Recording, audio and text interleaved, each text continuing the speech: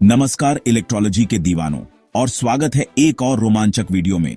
आज हम एक बहुत ही दिलचस्प टॉपिक पर बात करने वाले हैं। भारत 50 हर्ट्ज सप्लाई का ही इस्तेमाल क्यों करता है, 60 हर्ट्ज का क्यों नहीं?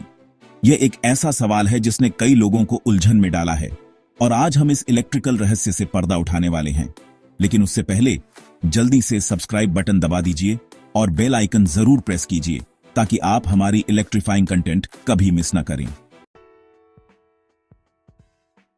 समझने के लिए कि भारत 50 हर्ट्ज का उपयोग क्यों करता है, पहले हमें इलेक्ट्रिकल फ्रीक्वेंसी की अवधारणा को समझना होगा। फ्रीक्वेंसी का मतलब होता है कि करंट एक सेकंड में कितने साइकिल पूरे करता है और इस साइकिल पर सेकंड को ही हर्ट्ज कहा जाता है। दुनिया भर में मुख्य रूप से दो फ्रीक्वेंसी का इस्तेमाल होता है, 50 हर्ट्ज और 60 हर्ट्ज। भारत में 50 हर्ट्ज फ्रीक्वेंसी का उपयोग क्यों होता है, इसका ऐतिहासिक कारण 20वीं सदी की शुरुआत में ब्रिटिश शासन के दौरान शुरू होता है। ब्रिटिश राज के समय उन्होंने भारत में इलेक्ट्रिक पावर सिस्टम को शुरू किया और विकसित किया। उस समय ब्रिटिश इलेक्ट्रिकल सिस्टम भी 50 हर्ट्ज पर काम करता था, जो कि यूरोपियन स्टैंडर्ड के अनुसार था। यूरोप में पहले से ही 50 हर्ट्ज को स्टैंडर्ड फ्रीक्वेंसी के रूप में अपनाया जा चुका था। इसका कारण था उस समय ट्रांसफॉर्मर्स की एफिशिएंसी और पावर ट्रांसमिशन की प्रैक्टिकलिटी इस फ्रीक्वेंसी पर ज्यादा अच्छी थी। जब भारत को 1947 में आजादी मिली, तब तक देश में एक बहुत बड़ा इलेक्ट्रिकल इंफ्रास्ट्रक्चर तैयार हो चुका था, जो 50 हर्ट्ज पर ही आधारित था। अगर उस समय फ्रीक्वेंसी को बदलने की कोशिश की जाती तो पूरे ग्रिड को बदलना पड़ता, जो कि एक बहुत ही महंगा और मुश्किल काम होता। भारत को इंटरनेशनल कंपैटिबिलिटी को भी ध्यान में रखना था।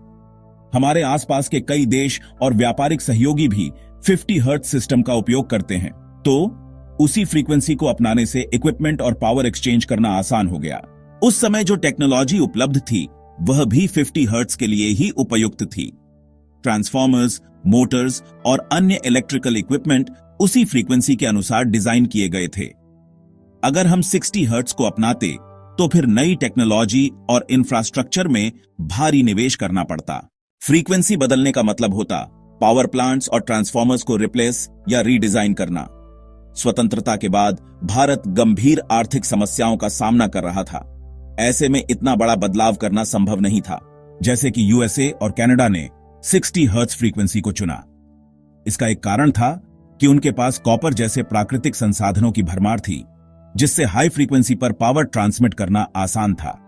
लेकिन यूरोप और फिर भारत ने 50 हर्ट्ज को चुना, क्योंकि यूरोप में पहले से ही इस फ्रीक्वेंसी पर काम हो रहा था और उन्हीं स्टैंडर्ड्स को अपनाना आसान था। एक और अहम कारण था उस समय की टेक्नोलॉजी, खासकर ट्रांसफॉर्मर्स।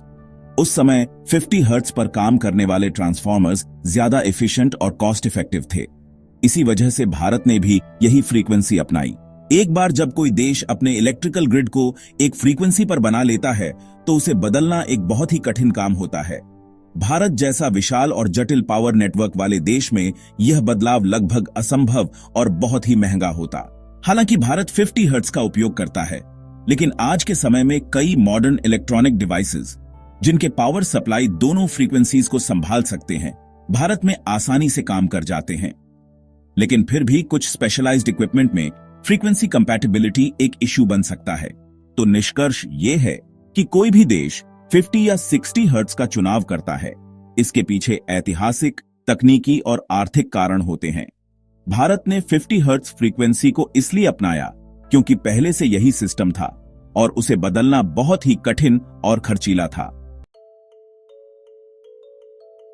अगर आपको ये वीडियो जानकारीपूर्ण और दिलचस्प लगा हो तो लाइक जरूर कीजिए और अपने दोस्तों के साथ शेयर करें, खासकर उन इलेक्ट्रोलॉजी एंथुसियास्ट के साथ जिनको इलेक्ट्रिकल सिस्टम्स में दिलचस्पी है।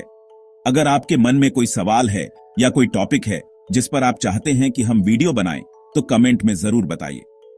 वीडियो देखने के लिए धन्यवाद। चैनल को सब्सक्राइब करना और बेल आइकन दबाना न भूलें, ताकि आप हमारी अगली इलेक्ट्रीफाइंग जर्नी का हिस्सा बन सकें। तब तक के लिए स्टे क्यूरियस, स्टे सेफ और इलेक्ट्रोलॉजी की दुनिया में एक्सप्लोर करते रहिए। गुड बाय, मिलते हैं अगले वीडियो में।